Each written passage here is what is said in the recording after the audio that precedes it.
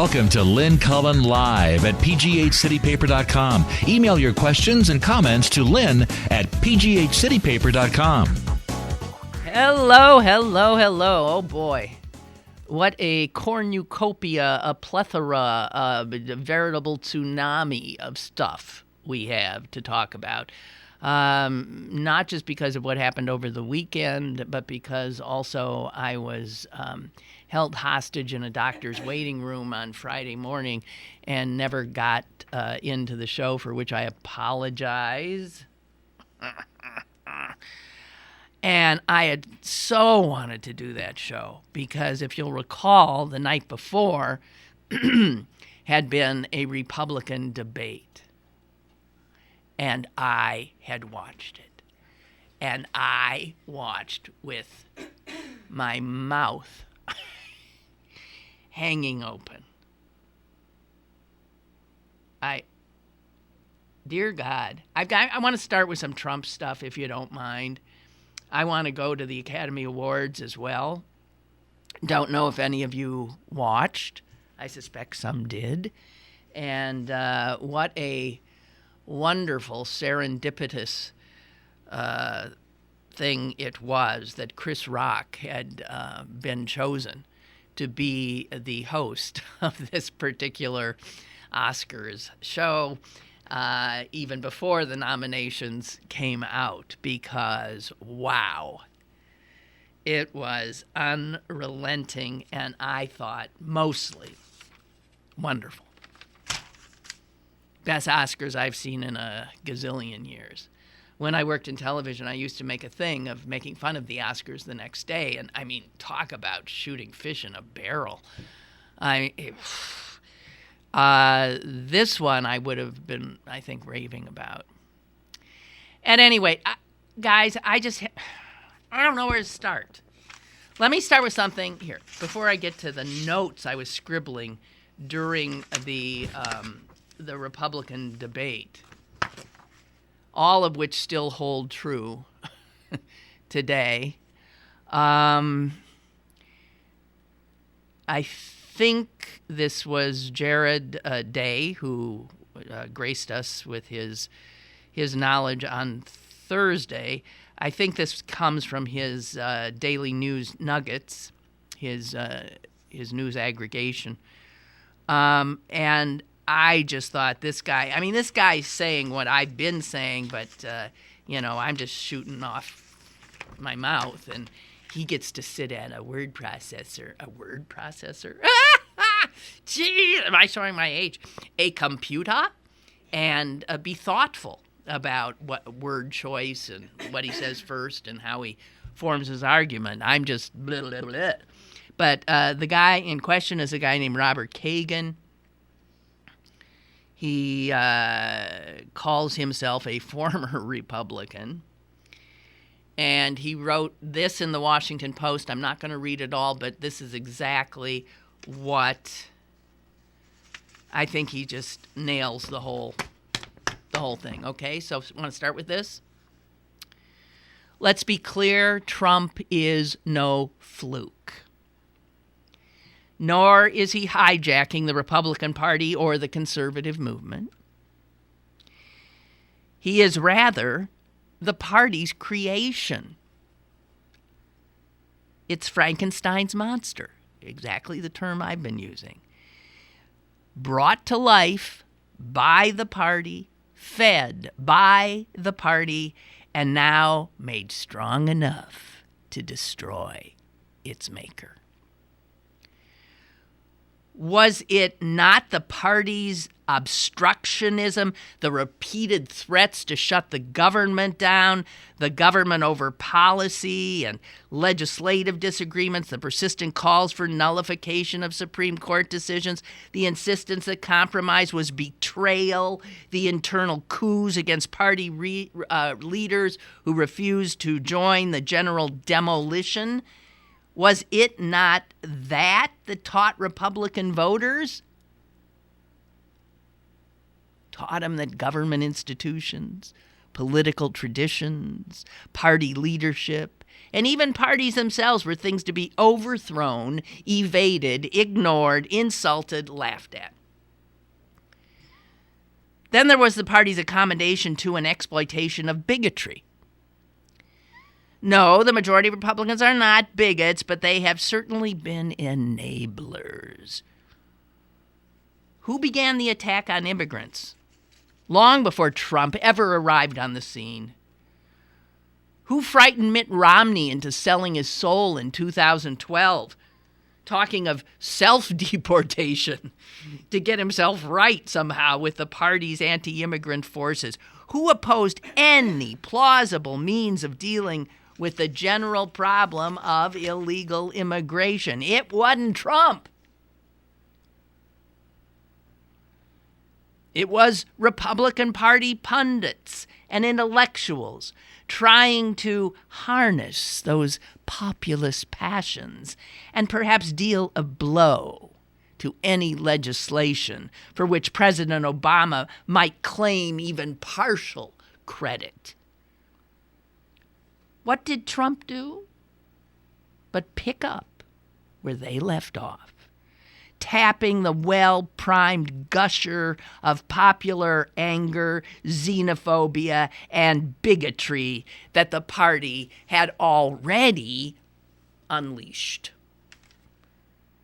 And then, the Obama hatred, a racially tinged derangement syndrome that made any plausible and any opposition justified.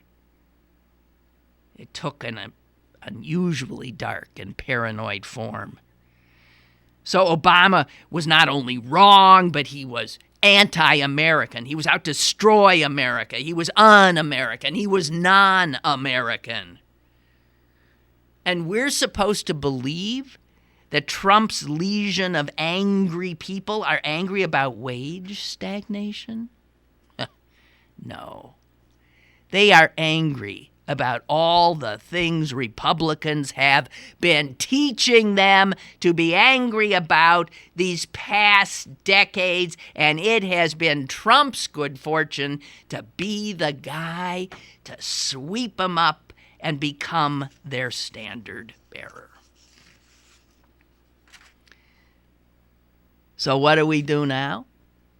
The Republicans' creation, Donald Trump, will soon be let loose on the land, leaving to others the job the party failed to carry out.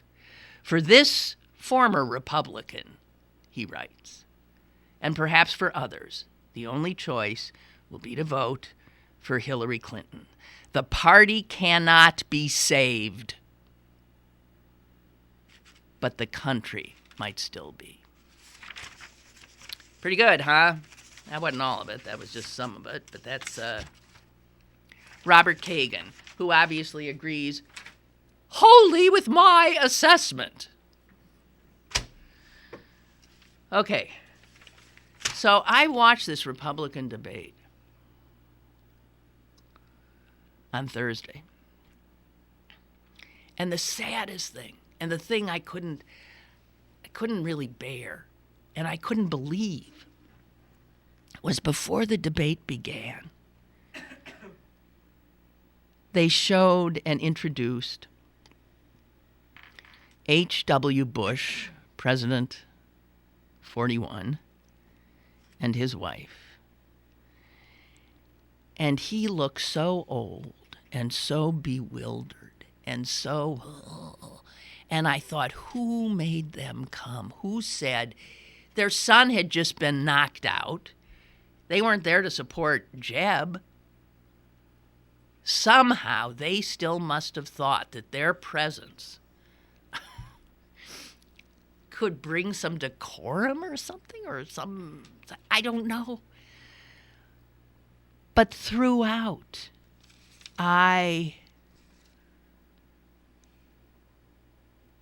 what ensued, of course, was an unbelievable spitball fight, recess fight. Unbelievable that this was a presidential debate. And I kept thinking, dear God, I hope H.W. Bush can't hear a word that's being said. It'll be enough for him to see the anger and the red faces and the contempt and the body language. Wow. So it starts out, and it starts with the playing of the national anthem. What is that? What is that? Because Fox did it? CNN has to do it? We got to play the national anthem so everybody stands up and puts their hand over their hearts. Although I note here that Marco Rubio touched his genitals during the Star-Spangled Banner. I don't know what that meant.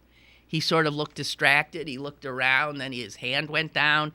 And then after the Star-Spangled Banner finished, the audience started, USA! USA! USA! I took another drink. Then it began. The horror begins.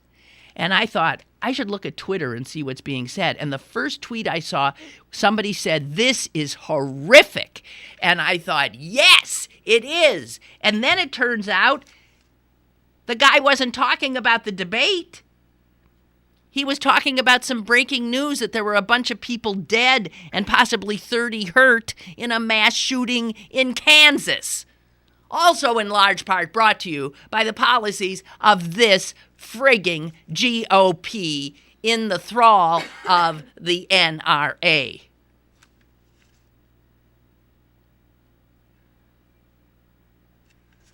Well, I'm not gonna, okay, I then scribbled at some point, Trump is the nominee unless pictures of him molesting a preschool class come out, and even then, I'm not sure. There was a point at which Trump was saying about health care, I'm not going to let people die in the streets. He was arguing something I was agreeing with, that, a nation takes care of its people. I will not let people die in the streets. And Ted Cruz is like arguing with him. He didn't quite say, I will let people die in the streets, but he was acting as if what Trump was saying was outrageous. Oh, my God.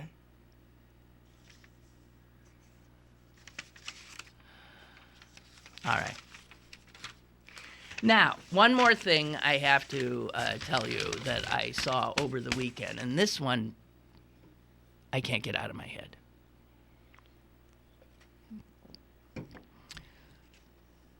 General Michael Hayden. He's the guy from around here. Grew up around here, right? He was the head of the NSA. Was he also the head of the CIA? Maybe. But he was the big spy guy for a long time.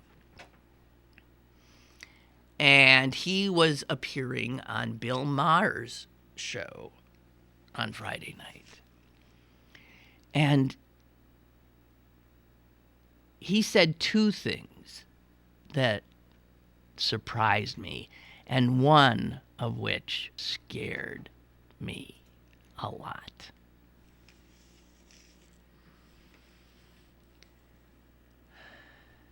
Surprising? He said that in the security fight, the encryption fight between Apple and the feds, he was on the side of Apple. This is the head spy master. He's supposed to want to get into those phones. And he had a very nuanced response, saying, I won't even attempt it, but that was a shocker. And because that was his sort of opening statement, I mean, I'm really listening to this guy. I'm thinking, wow. And then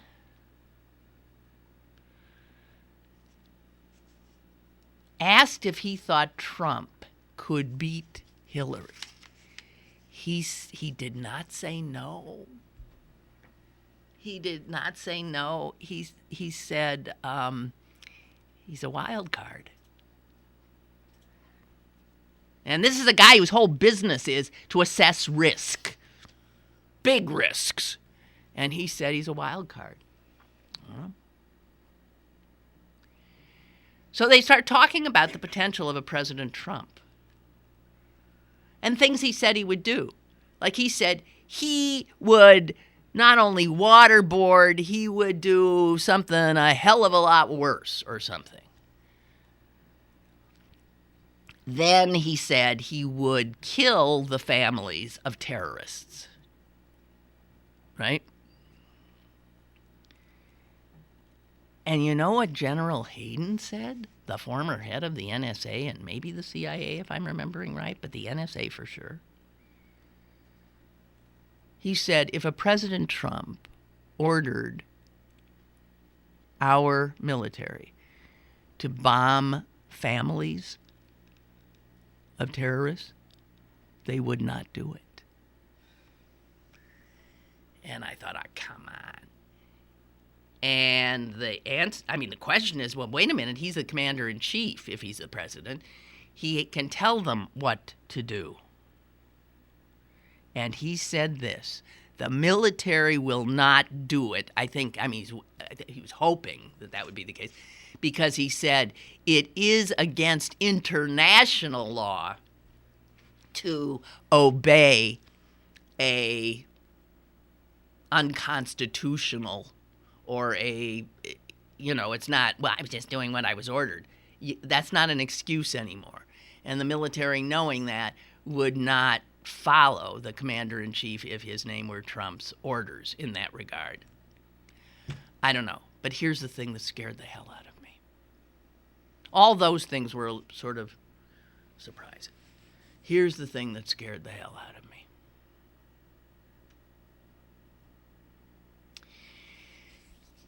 And it's true. He said if there were to be a terrorist attack, and I'm not talking about a mass shooting by a white person or a disgruntled guy who lost his job or anything like that. We're used to that. That happens every few minutes in this country. I'm talking about something like that happening by a ISIS supporter, because those are the only things that get our attention. Okay, if something happens that is a terrorist attack on this country before the election, he said that could definitely elect Donald Trump. Think about it. Think about it. To be like a gift. I remember I used to think the same thing heading into any election.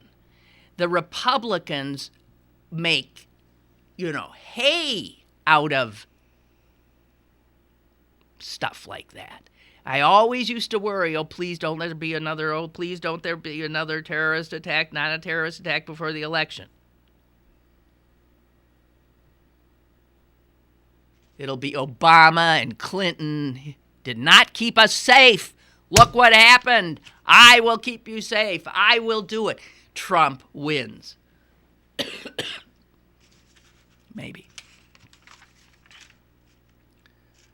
That gives me something to worry about.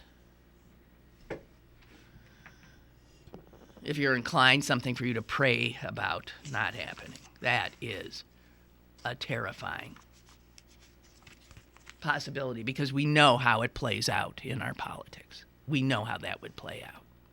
And it would not be to the benefit of the Democrats, who are immediately looked at and played as somehow wimps.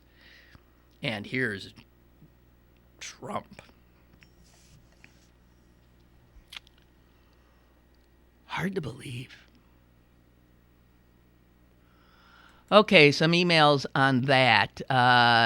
Denise writes, the next debate will be moderated by Fox. Trump has confirmed he will attend. That I didn't know. Caller, go ahead, please. Hello, Lynn. You were talking about the Republicans a little bit ago. Mm-hmm. I think the Republican Party is not as conservative anymore as that group of people that, well, like the 20% Marco gets, and I don't think there's this. I think they're more. I don't know. They're not on our side, that's for sure. But they don't like free trade. They don't like cutting Social Security. If you ask them that question, they don't want to cut. There's a lot of people in the Republican Party who kind of think more populist, or I don't know what it is. I think that's why Trump is such a appeal to him.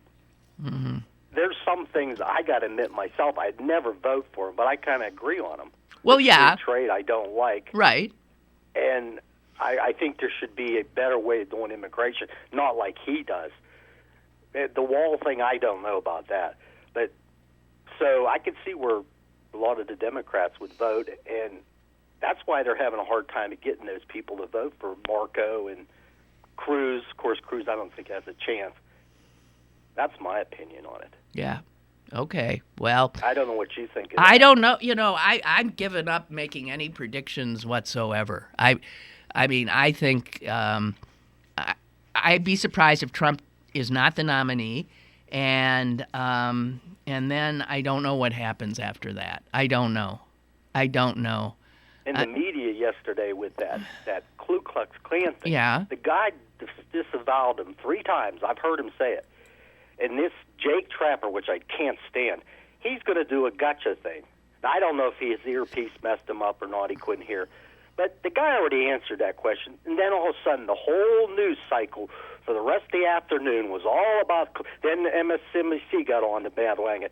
It was so disgusting. And you know what? The media is scum. They are scum. I don't like the media. They fabricate stories. It's so disgusting. There's probably a lot of good people in there. Well, they fabricate these stories. Then they go, well, the people, they really were. Well, that's only because they broadcast it.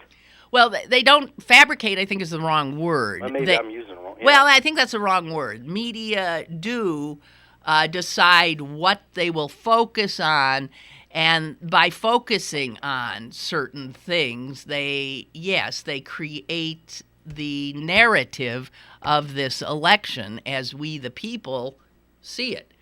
And so they are the ones, in large part, who made Trump so ascendant by covering him constantly, more than any, and because they love the schoolyard crap that goes back and forth, they show us that. But does somebody who's actually saying something like, well, this is what I would do as president, that is a serious policy point, does that ever get rebroadcast or talked about? No. So, yeah, media, this cable media, and actually network media too, are so much part and parcel of the creation of this monster. There's no doubt about it. And they always sit back and say, that's what the people are all riled up about it. It's the only reason it's riled up is because you put it on TV all the time. Mm-hmm. It's just, they sit back and say, it's kind of like somebody that does something. They say, oh, I didn't do nothing about that, and something happens and everybody's mad. They sit back and look, why are they acting that way? Well, they caused it. Unbelievable. They do that so much, it's disgusting. All righty. Okay. Thank you. Okay. Bye. We'll see you. Bye.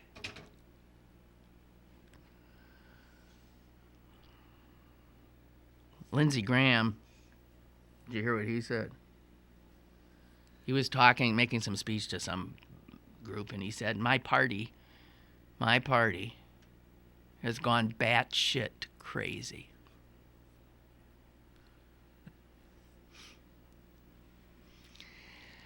Yeah.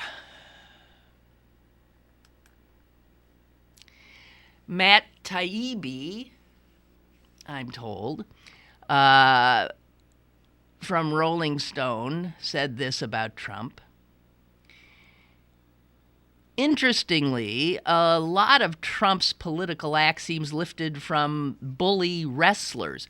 Well, yeah, the point's been made. It is. It just looks like the WWE. It does. A clear influence is Ravishing Rick Rude, an 80s champ whose shtick was to insult the audience. He would tell ticket holders they were fat, ugly sweat hogs before taking off his robe to show them what a real sexy man looks like. Everyone says that Trump supporters are anti-establishment, but Trump is a billionaire trust fund baby who grew up rich in New York, went to elite private schools, went to an Ivy League college, who schmoozes with the rich and famous, and was a guest of George H.W. Bush at the Republican National Convention in 88. We've got a caller. Hello. Good morning, Lynn. It's Dave from Washington. Hi, Dave. You know, there's a delay here when you're watching you on the Internet, so if you're in the middle of something and I'm interrupting it, I'm sorry about that. That's okay. My dad was a staunch Republican from the moment he was born. He was born in the Jim Crow South, voted, every ticket that Richard Nixon was ever on, voted for Barry Goldwater. But in the 1990s, he made a lot of money under Bill Clinton, so began to rethink these sort of things. And in 2000, he knew instinctively George W. Bush was not qualified to be president of the United States, so my dad, for the first time in his life, voted Democrat. When Obama came up, and Sarah Palin was suddenly there, my dad said, there's no way in hell I'm voting for the Republican there. So my dad, lifelong staunch Republican, except for the last couple of years, grew up in Jim Crow South, voted for the first African-American U.S. president. Because the Republican Party had moved so far away from what they were that he grew up in. He liked to call himself an Eisenhower Republican. Mm-hmm. But they had, and now they are unrecognizable as a true American political party. They have lost their minds. Yeah. And just, for instance, the other day, I'm sitting at the bar, and I'm talking with a friend of mine, and we're talking about the debates, and he says, I think this is hilarious. I said, Tommy, it was hilarious up until a couple of months ago. It's not fucking funny anymore, pardon my language. Yeah. This is serious. This is dead serious. This is not funny anymore. These guys are running for president of the United States, and millions of people are standing behind them saying, yes, you are the one.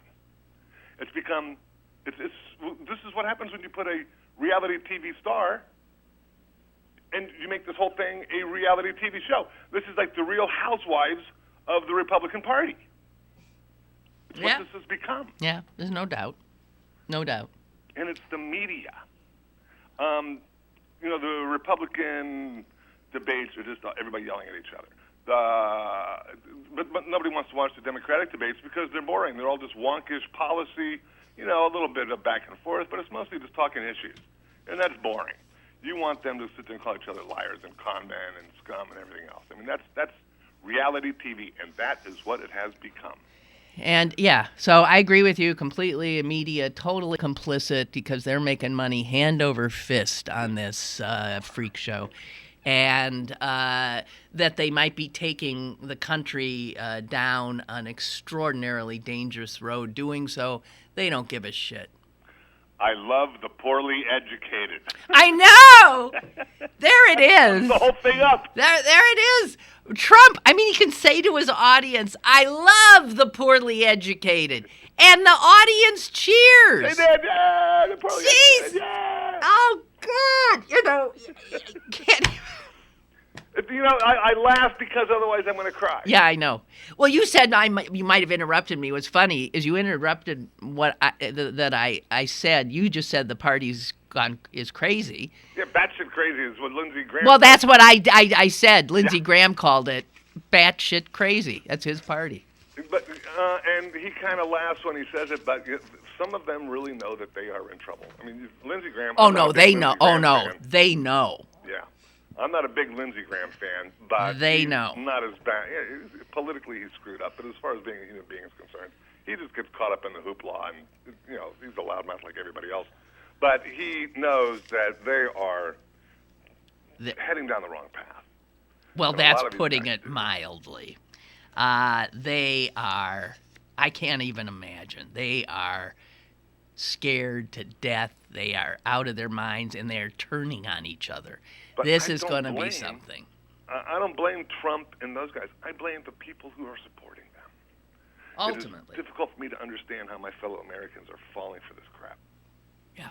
I don't get it. That is what is so scary. Well, we spent a long time dumbing people down and getting them angry. Oh, yeah, and to the Republicans' favor. I've been saying this for decades. Get rid of the Department of Education, make everybody stupid. Get rid of critical thinking skills, make sure that everyone relies on belief rather than knowledge. You got it. And bingo, 30 well, years that's later, right. They've got it. That's what Frankenstein's monster. They did it. They created the environment, and this is what they wanted: a nation of sheep, scared sheep, and well.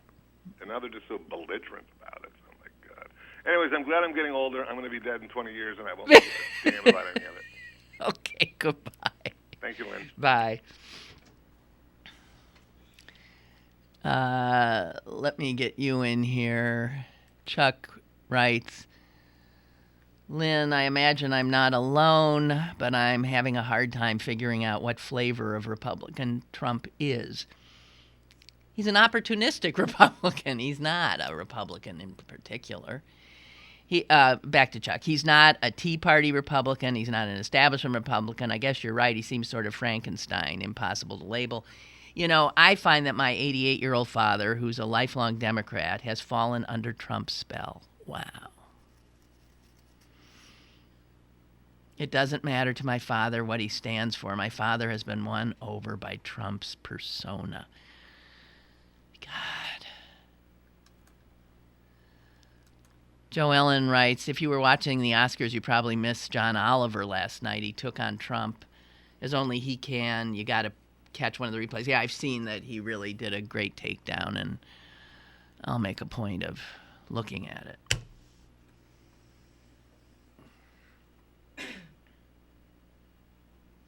Let's inject a little bit of humor, kind of, in here, and it's courtesy of our former weekly contributor, Chris Potter, who was the editor of City Paper and now is in the employ of the Post-Gazette.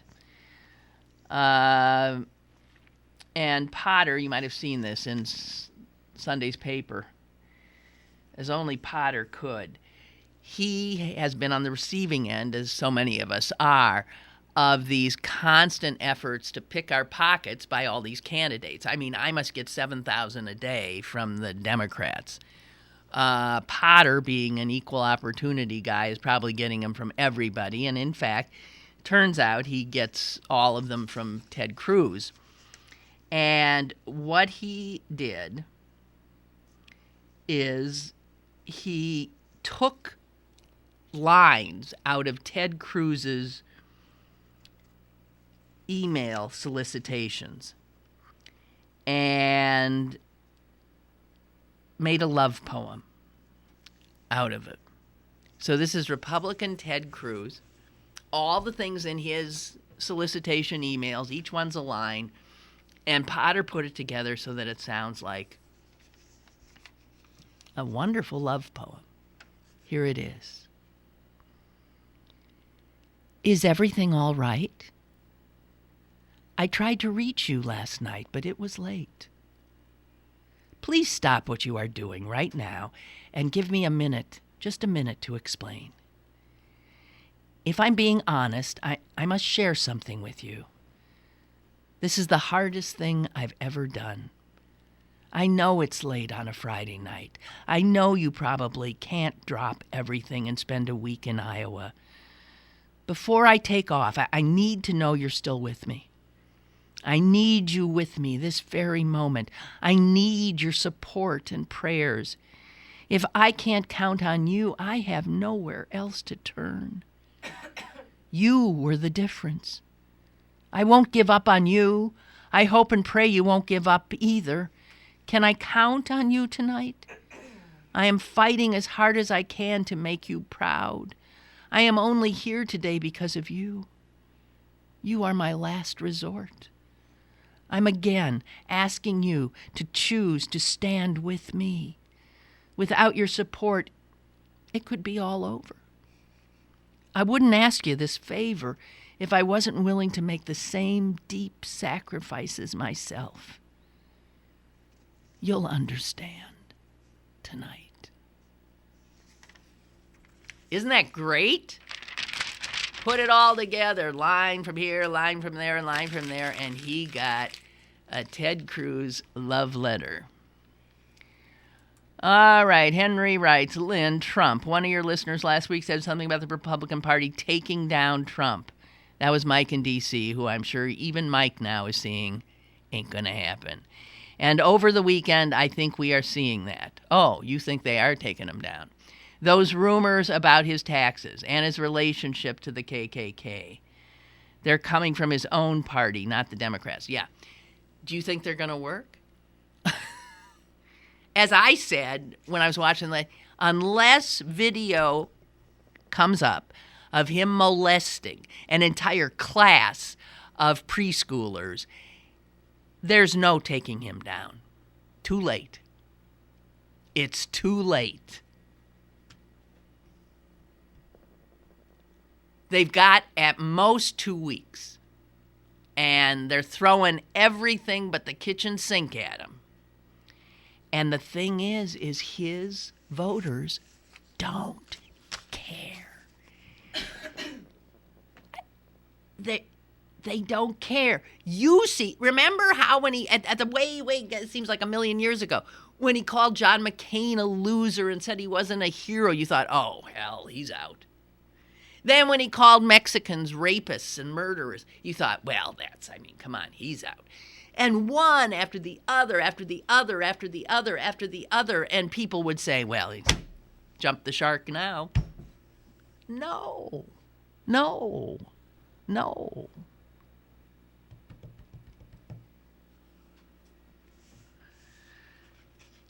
I'd be stunned, and I think the Republican Party would be stunned too, if they were successful in taking him out.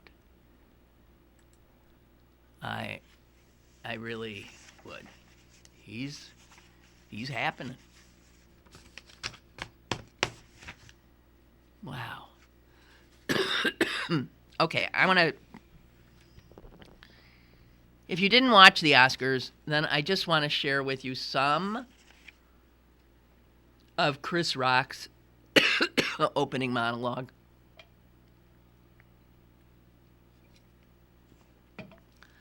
I mean, I'm not going to be able to do it as well as he did, and I'm not going to do the whole thing. I'm just giving what I think are He says this. He talks about the fact that there's this protest, that this is the White People's Choice Awards. And then he says, now the thing is, why are we protesting? The big question is, why this Oscars? Why this Oscars? I mean, it's the 88th Academy Awards. It's the 88th, which means this whole no black nominees thing has happened at least 71 other times, okay? You got to figure it happened in the 50s, in the 60s. You know, in the 60s, one of those years, Sydney didn't put out a movie. He's talking about Poitiers. I'm sure there were no black nominees some of those years, say 62 or 63, and black people didn't protest. Why? Because we had real things to protest at the time, you know? We had real things to protest. We were too busy being raped and lynched to care about who won Best Cinematographer. When your grandmother, you know, is swinging from a tree, it's really hard to care about Best Documentary Foreign Short. But what happened this year? What happened? People went mad. Spike got mad. Jada went mad. Will went mad. Everyone went mad. Jada says she's not coming. She's protesting. I'm like, ain't she on a TV show? Jada is going to boycott the Oscars. Jada boycotting the Oscars is like me boycotting Rihanna's panties. I wasn't invited. But I understand. I'm not hating. I understand you mad. Jada's mad. Her man Will wasn't nominated for Concussion. I get it. You get mad. It's not fair that Will was this good and didn't get nominated. Yeah, you're right. It's also not fair that Will was paid $20 million for Wild Wild West, okay?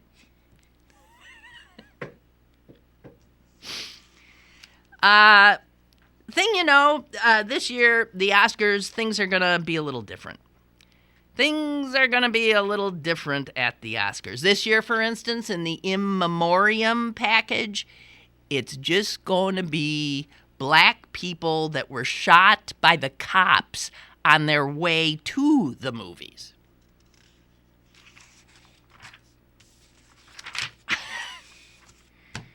There ain't never been an opening monologue at the Oscars like this one. It was something else. But here's the real question, he went on to say. And believe me, I'm leaving tons out. The real question everybody wants to know in the world is Hollywood racist?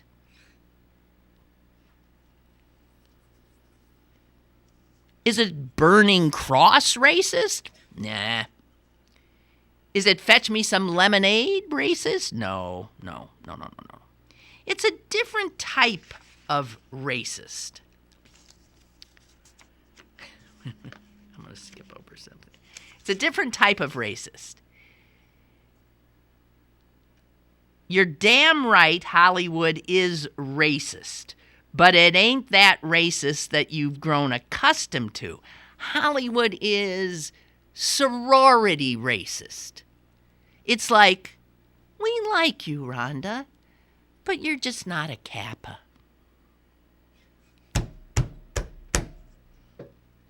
Nails it. And then he goes on and on and on and on, and then he says, hey, welcome to the 88th Oscars, Academy Awards. You want diversity? We got diversity. Please welcome Emily Blunt and somebody even whiter, Charlize Theron.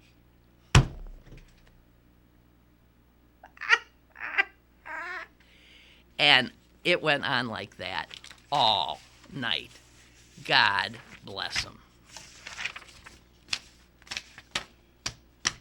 He had hordes of black Girl Scouts going through the audience, hitting these jerks up to buy their cookies. It did not let up. I thought it was brilliant.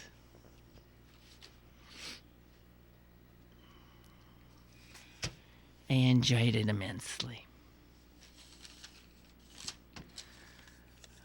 I just want to, I saw this teeny little item and I hadn't seen this anywhere else, and I want to put this out to you so that maybe, oh wait, one more Oscar, I'm sorry, I'm disorganized. One more Oscar thing. The Revenant didn't win Best Picture, which some people are surprised about. Mad Max Fury Road just cleaned up in every technical category. And the way they were cleaning up, I was thinking, well, surely then that guy, George Miller, who directed that movie, has got to be the best director. But no. The best director went to The Revenant. And usually the Best Director award shows what the Best Picture award's going to be, but that didn't work. So this whole, it was just all screwy. But I want to point something out that you might not know. The Revenant is based on a book. And they give awards for that. I'm not sure who won the Best Adapted Screenplay. Was it Room? Or was it... I don't know. There were a lot of good ones up. Anyway, so the guy who wrote The Revenant is a guy named Michael Punk. Michael Punk. And you haven't seen him cashing in doing book tours because The Revenant is so popular and all that stuff, which is what happens. They always re-release a book if it's made into a movie, right? And now a major motion picture starring. And in fact, his book has been, it was first published 14 years ago, but now, I mean, the publisher can't get it out fast enough. It has been reprinted 21 times since the movie came out. But this is probably the first time you're hearing about Michael Punk, whose book it was. Let me tell you something else about Michael Punk. He is the only person who was probably watching the Academy Awards last night with his heart thumping. The only one of the nominees who has also negotiated a $1.3 trillion global trade agreement. Huh?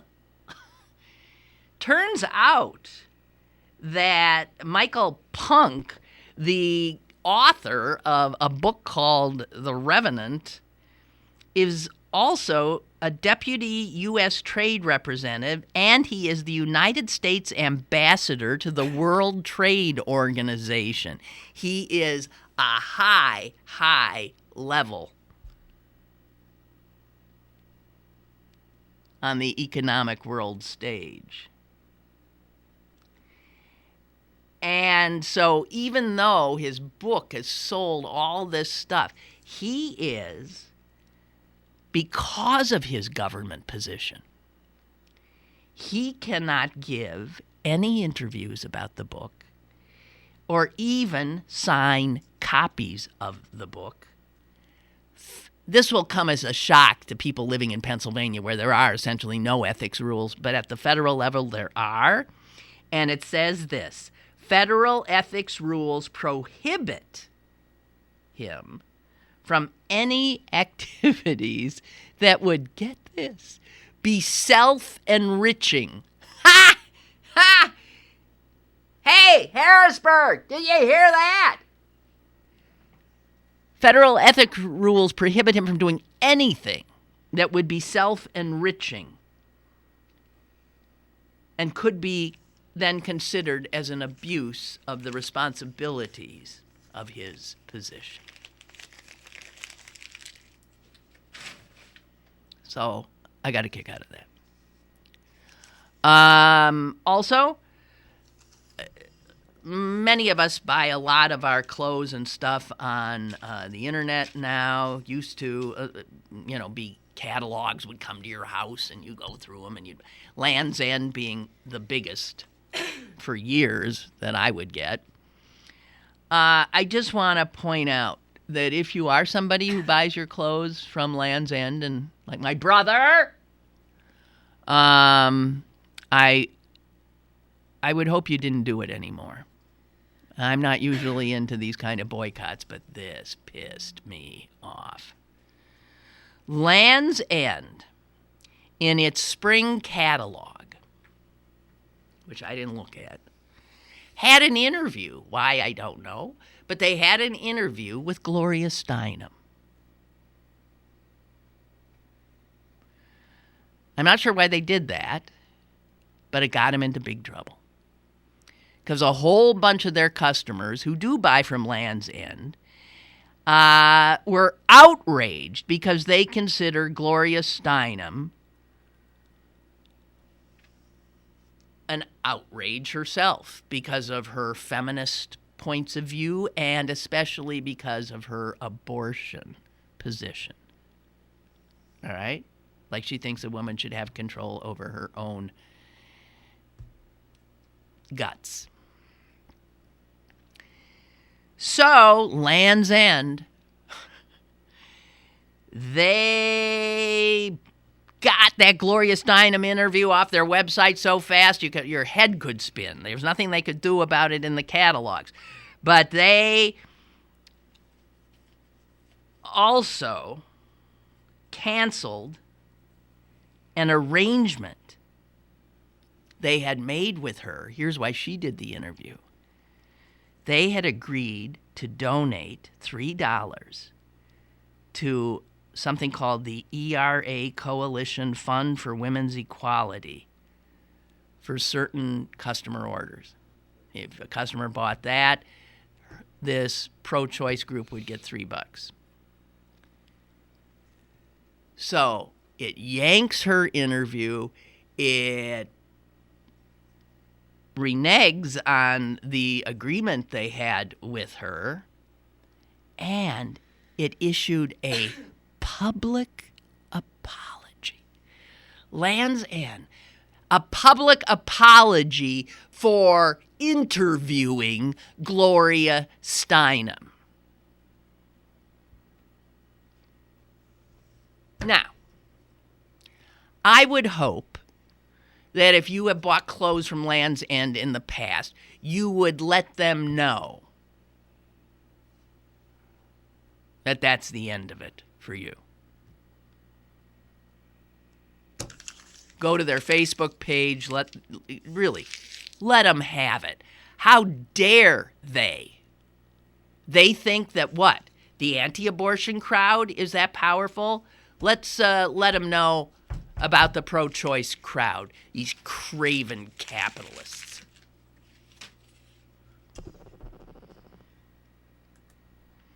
Ray writes, Lynn, why on earth would the KKK endorsement hurt Trump? I agree with you, right? Why? What do you mean? I have always said I wish all the Democrats could gather on one side of a river and all the Republicans on the other. The worst on our side are hippies and radical activists. But the Republicans have always had the skinheads, the neo-Nazis, the KKK, the bigoted, undereducated, anti-government, paranoid, gun-waving, apocalyptic nutcases. Ray, you've done it again. You cannot shame them. I've said that for years. Nor can you educate them. You can only outlive them.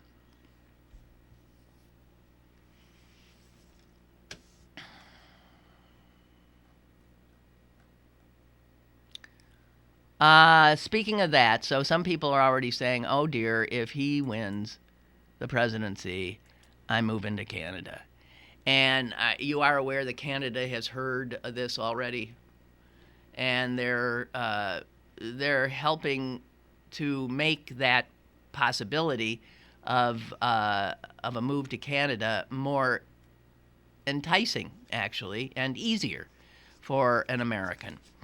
I'm trying to load this thing up. That's what it is. Okay. So, God dang it, with your pop-ups, go away. Okay. So,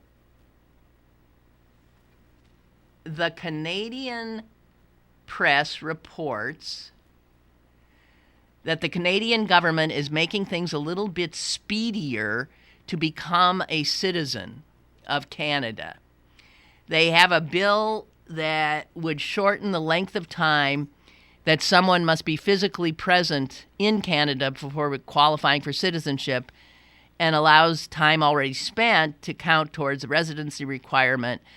Right now, you have to be there for 6 years to become a citizen, and they are dropping that down to 3 years. So you can be a Canadian citizen enjoying free universal health care before Trump ends his first term. And but what I've been saying is, if Trump becomes president, there is no safe place on earth. So you might as well just stay put. And speaking of Earth,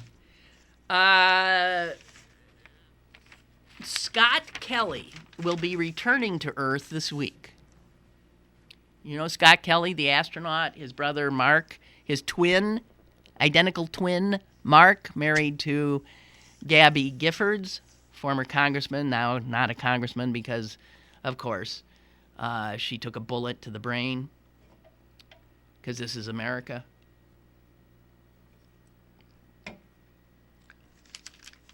So tomorrow, he's coming home, ending 340 days he has spent in space. And if you count all his other 3 trips, he will have spent a total of 520 days in orbit, well beyond anything any American has ever done. And this is the longest stint any American has ever done. And because he's an identical twin with his astronaut brother, they're going to be able to do a lot of, get a ton of data about what the impact of being in space for a long time does to one's body, because they got the brother who stayed here and they got him, and they're essentially the same body. And here's what Kelly said. He's been up there looking down at this globe for almost a year, and he said this: the more I look at Earth, imagine that perspective. It looks like this. The more I look at Earth, the more I feel more of an environmentalist. There are definitely areas where the Earth is covered with pollution almost all the time. So from space, you look down and he sees the crap that we're spewing into the atmosphere. So, one more thing.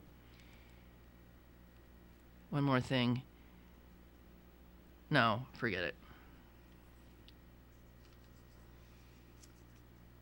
He said the hardest part of the mission was not mental. Was not physical. It was being cut off from his friends and his family.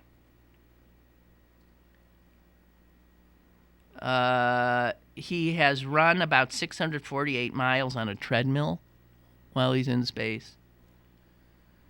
He has traveled 143,846,525 miles. I don't know. That can't be right. Okay. So he'll be back tomorrow. I don't think he's going to feel very well for a while. Can you imagine? You've been living in that weightless state, and oh my God, how gravity must weigh on you. And he's harmed his body. There's no doubt that you harm your body by doing that. His bones have become brittle, more brittle, all kinds of stuff. And that he was willing to do this is pretty amazing. And so you get, by virtue of the identical twin astronauts, you get the ability to really see the impact of long-term space travel. And this, he didn't do anywhere near the time that we'll have to do to get to Mars, which is what he's hoping that this leads to. All righty. I guess that's it. Tomorrow is a ton of primaries. If Donald Trump sweeps them, it's over, pretty much. If he takes, how many are there, 10? If he takes 8 out of 10, it's pretty much over. It's not really over. He doesn't clinch until the primaries in 2 weeks. But Oh, by the way, happy Leap Day to you. And tomorrow March will come in like a tranquilized lamb, probably. That rodent up there in Punxsutawney sure knew what he was talking about, huh? All right, I'm done. For that matter, we might all be done. But what the hell? Carry on. I'll see you tomorrow.